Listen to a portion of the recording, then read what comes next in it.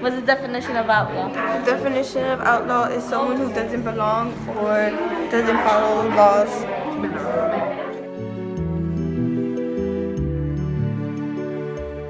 Did most people in the South feel that slavery was right? I mean, based on information we have last year, I don't think the South,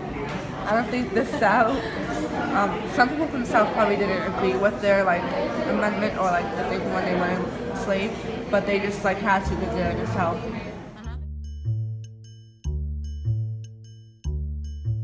Why did the abolitionists only attack Harper's Ferry if there were other towns as well? Maybe that town was like that's where like slavery was mostly kept. No, nothing. Because like, it's like, What you underline? so I basically underlined, he says like Jim shook his head, like she said he doesn't want to go home, like he want to be like more manly than his age, like grown up, and